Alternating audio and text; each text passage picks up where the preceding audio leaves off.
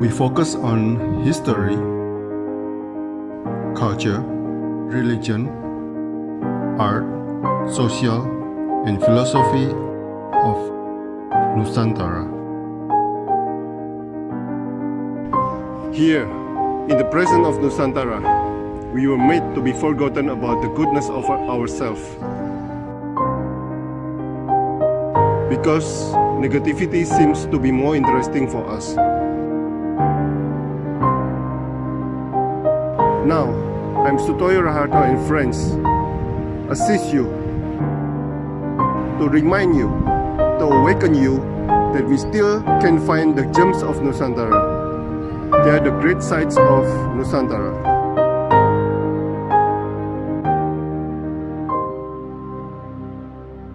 Selamat sore Pak Edi Supriyanto, seorang pelukis di Surabaya Pak ya?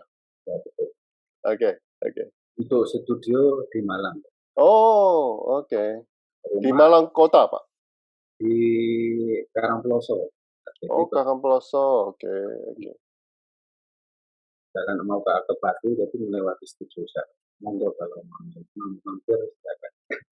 Siap. Oke. Di sebuah karya Bapak menuliskan dalam ada kesusahan, ada kemudahan. Apa maksudnya di sini, Pak? Silakan, Pak.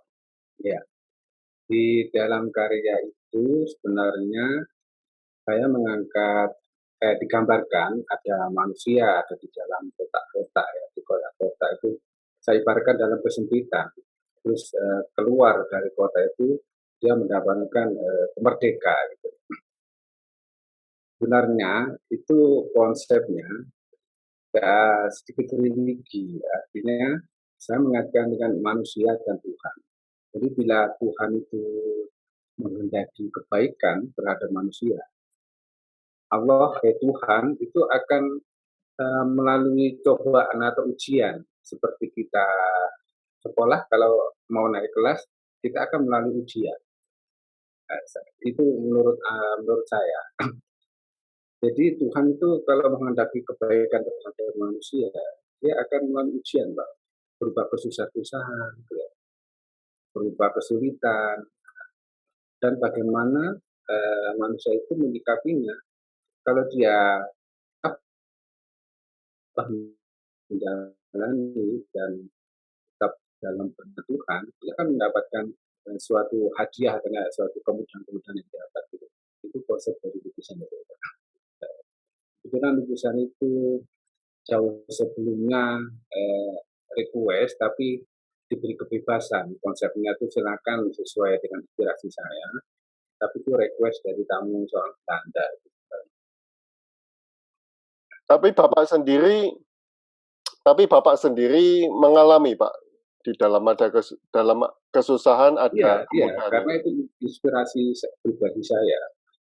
Jadi selama pandemi ini kan juga banyak saya mendapat kesulitan juga, salah satu ekonomi di bawah ini menghilangkan kata-kata.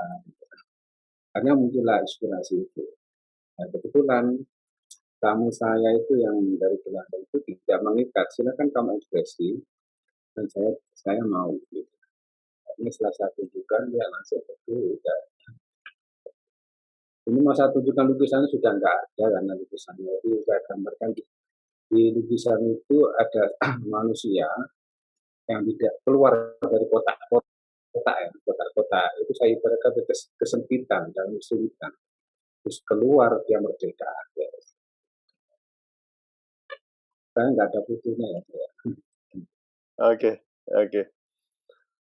Bapak pernah mengatakan kita tidak akan nyaman bila di dalam hidup ini ada beban berat seberat batu yang sulit dipecahkan. Agar kita bisa menghadapi beban berat dari masalah itu adalah menghadapinya dengan berusaha menyingkirkan masalah itu sendiri, Pak. Nah, bagaimana cara menyingkirkan masalah itu versi Pak Edi? Silakan, Pak. Ya. Masalah itu sebenarnya selalu ada ya. Siapapun kita akan mendapatkan masalah. Jadi masalah itu kalau sudah menimpa manusia tidak bisa dihindari. Jadi bagaimana menyikapinya untuk mencari solusi. Karena dengan masalah itu kita akan tahu eh, arti hidup ini sebenarnya dengan masalah itu.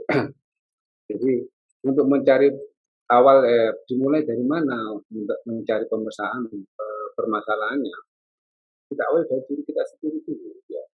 Kita cari solusi lewat apa yang kita dengar, apa yang kita lihat atau minta petunjuk atau saran-saran kepada orang-orang ahlinya dalam masalah itu. Dan satu yang terpenting tetap minta petunjuk kepada Tuhan, minta petunjuk kepada Tuhan. Gitu. Itu menurut saya. Oke, oke. Bapak pernah menulis, kita dituntut terus berupaya mencari titik peluang dan kesempatan untuk memperbaiki kehidupan yang lebih baik. Bagaimana pencarian itu dimulai, Pak? Mencari Silakan. peluang, mencari peluang yang bisa dari kita mencari kabar atau berita-berita tentang peluang dan kesempatan-kesempatan itu. Dan kalau sudah mendapatkan kesempatan itu, kita harus memanfaatkan kesempatan itu sebaik-baiknya. Jangan sampai dilewatkan, karena kesempatan itu biasanya tidak datang dua kali. Jadi kita mencari peluang melewat, ya, sekarang ini sudah mencari peluang dimudahkan dengan banyaknya sosmed ya, banyak informasi.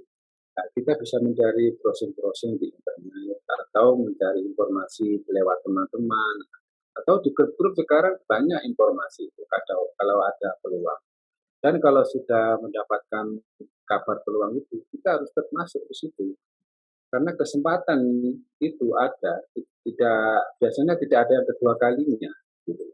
Dan harus dimanfaatkan sebaik-baiknya kesempatan itu. Saya kira seperti itu ya. Oke, oke. Pak Edi pernah berkarya, menulis, melukis tentang toleransi, Pak. Peristiwa apa yang mendorong Pak Edi untuk mendengungkan toleransi, Pak? Bukannya toleransi memang sudah ada di mana-mana. Silakan, Pak. Awalnya saya menulis tentang toleransi itu sebuah puisi ya, tentang puisi.